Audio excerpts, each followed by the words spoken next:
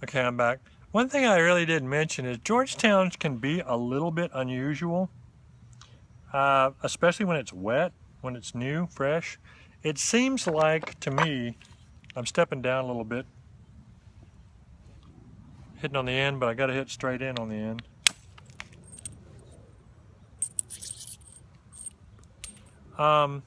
It seems to me like Georgetown flakes run a little squirrelier than some of the other flints.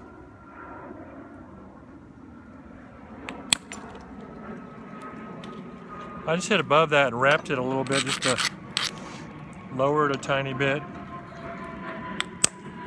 Hitting down on that and supporting it underneath, and it wrapped it. See how rounded that flake is? It just wrapped around the hump and came on down.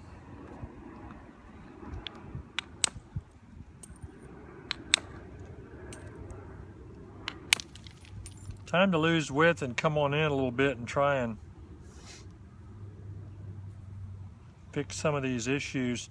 I've got this ridge here with a bunch of thickness. This is below the center line, so I'm tapping that down. I'm losing a little bit of length. I know it, but pay attention to that kind of stuff. Figure out what you're willing to lose.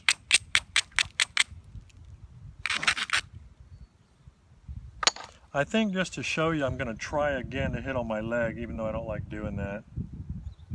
And I didn't, a little finer abrader, I didn't isolate this, but we'll see. There's a ridge right there. Going to braid the ridge. And I'm going to put it on my leg and support it out at the back end and hit real inward on it.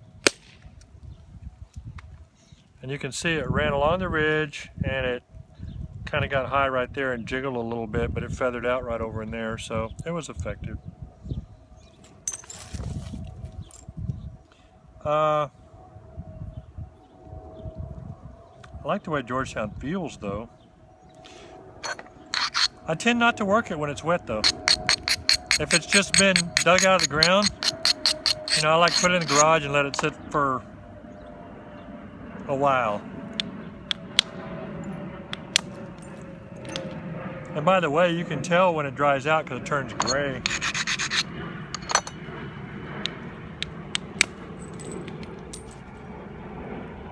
I ran all the way over there.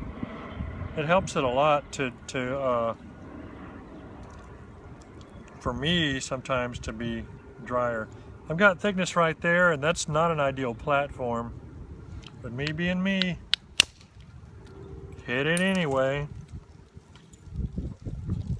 But because it was not ideal, it didn't run as far. It ran past the center line, but it didn't run as far as it would have. Still got a bunch of funkiness on there. But you see how irregular this preform is? That would drive a lot of people crazy. To me, it's all opportunities. This is below the center line. This is actually kind of a hard hit to make, but long thin thing, I still got the hinge there. Hitting on the end, need all my support right. And what I was trying to do and wanted to show you, I hope you can see that because that's really sort of a go me moment right there. I blew out all of this, including that hinge. That hinge was right here, and it just took it out.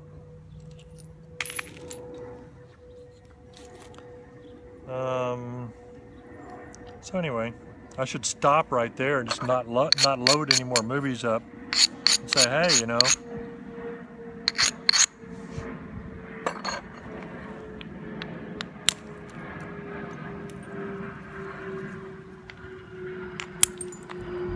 be opportunistic, flip it. Hit one thing and flip it, hit another thing, just whatever's ready to hit. Anything that's ready to hit.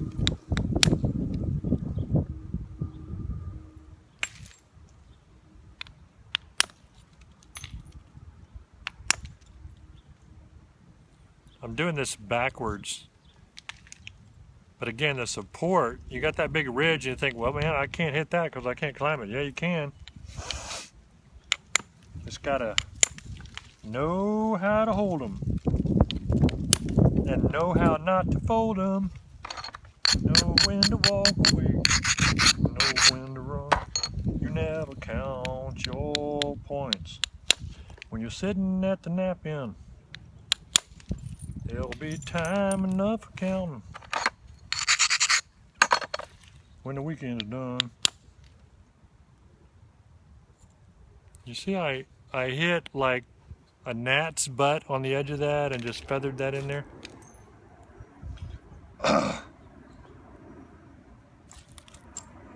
I've been showing y'all this, and I've been showing it to you wrong, and so I'm just gonna step up right now and say I've been showing it to you wrong. When I am talking and trying to make a video, I conserve width too much because I'm just used to trying to do stuff like that, but there's no reason. It can actually be a bad thing when you try to save rock at the expense of your flake pattern and how everything works and putting steps on it and all that kind of stuff when you weren't going to make a wide point. Now, if you were going to make a wide point, yeah, I mean, you do need to learn to do this, but don't do it unnecessarily, because even if you're good, your margin of error is so much less when you're attacking issues from a distance that if you don't need to attack them, it's like taking a shot at when you're being out hunting and shooting at something at 600 yards when you could sneak up and be, 100 yards or something. It doesn't make any sense. You don't need to create hero situations by snatching victory from defeat. Don't set yourself up for defeat, and you don't got to snatch nothing.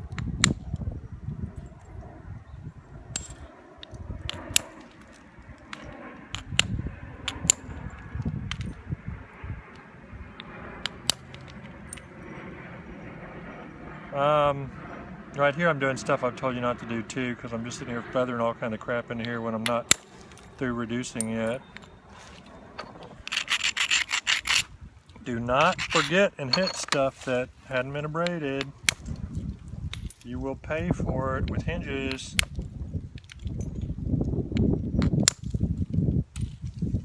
A lot of what I do when I just start hitting like this is kind of dangerous.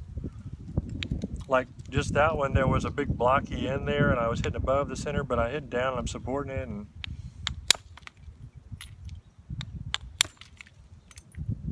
But I mean, first and foremost, I do not want any of y'all to be injured. So you have to bear in mind that nappers that are going to be showing you stuff, like me and other people, have gotten to a certain point with the things that they're doing, and they're comfortable with what they're doing based on their ability level and their knowledge of what risks are an issue for them. And so I can get away with some stuff that you may not be able to get away with, as far as controlling flakes underneath to where I don't cut myself as bad as often. When I first started out, I was always cutting my ring finger on the side right there by not controlling the flake good enough with my support hand, and I'd hit and the flake would come down a little bit and jump over the side and cut my ring finger. And it was just because, I just didn't have the experience level.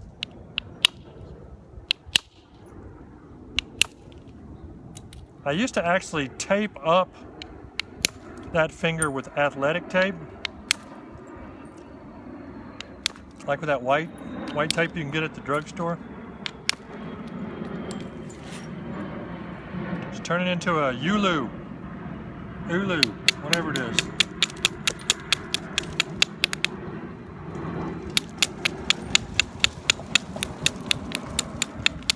You say, what am I doing? Well, what I'm doing is I'm just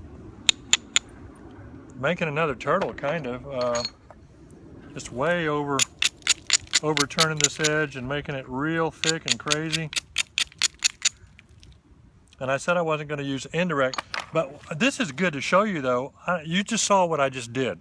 Look at what it caused. When you hit it and turn it and then flip it and turn it and then you braid it real hard up and down both ways, it has a tendency to find its own way of dealing with that along the ridges, and it creates these, and I used the word sinuous the other day, and somebody said, what is sinuous? Wavy, S-shaped lines. And basically, other than the fact that these are way too steep, that's what I like to work with, especially with indirect, because it gives me stuff that's towards each face to hit that's, you know, can be doing some good on thinning. Well, I did all that, now I need to undo it. I'm stepping down a size to get a smaller billet to go in there with, and I'm just going to try and get rid of some of that steepness that I just caused.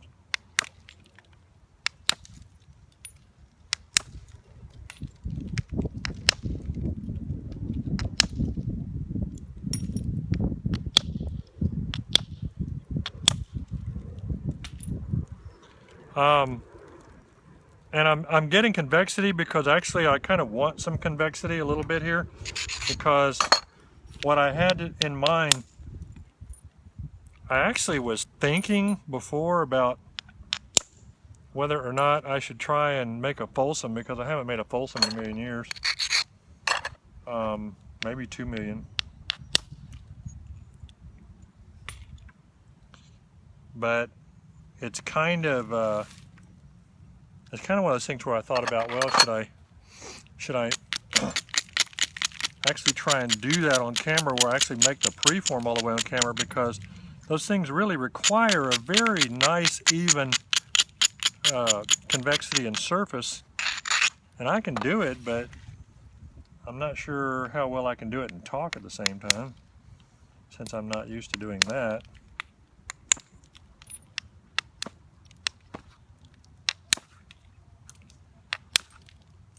But at least I haven't folded yet. Now again, if I was trying to make a different point type, maybe, this would have been the time at which I would have definitely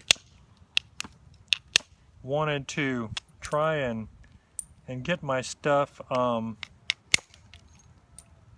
thinner even, and be moving in even thinner. And indirect is good if you have trouble with doing that.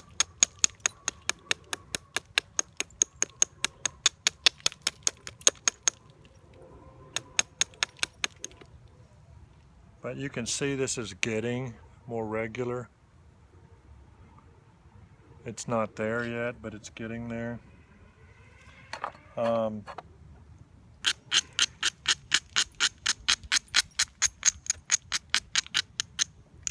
Georgetown is raw, and most people do not normally work it heated. There is some of it that definitely needs some heat, but this particular piece doesn't. I still have that crack in there that's a little bit of a concern to me, but I don't really think it goes very deep, but I may want to try and favor finding out and get rid of some of this stuff to find out.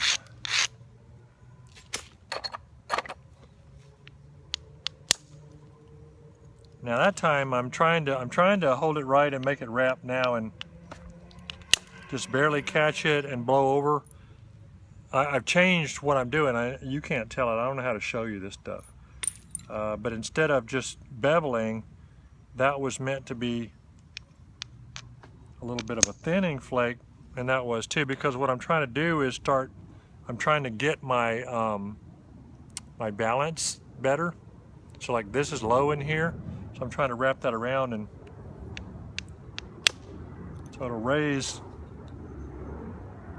this edge up, but at the same time kind of, I don't know if you can see those two flakes, but that flake there, well actually several of them, there, there. Can you see those? There, and there. They're lowering this side and thinning it, or raising it that way because it was too low. And so trying to make it better.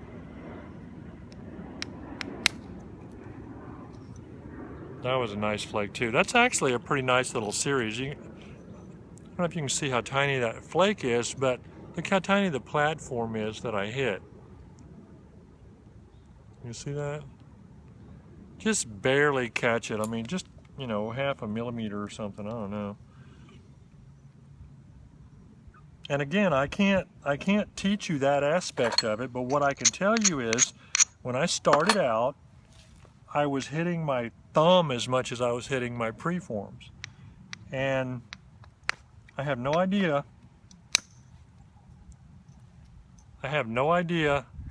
how many pounds of rock I've hit or how many hours I've hit, but it's a lot. I have a feeling I've probably hit at least 3,000 hours. But that's just that's a raw guess. I mean, I don't know.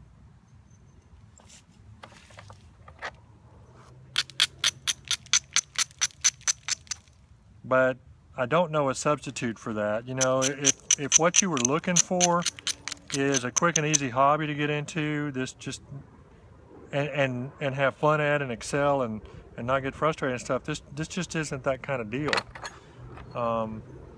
You definitely, it all depends on how you think about it. You know, some people will break something and get mad and throw it. I don't do that, ever.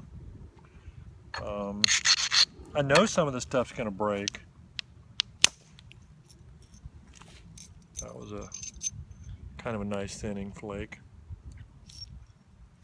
I know some of this stuff's gonna break. I mean, it's a rock, it's squirrely. That blended into that. That was a good thinning flake too. So I mean, if you can learn to hit pretty accurately and support well, then you don't have to use indirect. I mean, there's a lot of guys that don't use indirect at all. But I do think that for a lot of people, it's a good thing. I think I'm at 17 minutes. I think I'm going to stop on this. And I think what I'm going to do is I'm going to come back and I'm going to start doing some semi-heavy. I'm going to regularize the edges a little bit. I'm going to start doing some semi-heavy pressure work and maybe try and set up where you can see that. But you don't have to. You could skip the next one if you wanted to and look at the ones after that or whatever, because pressure work might not be interesting to you. But I might do one more round. Do one more round of percussion on this side to thin it and regularize it a little bit and then do it. Anyway, I'll be back in a sec.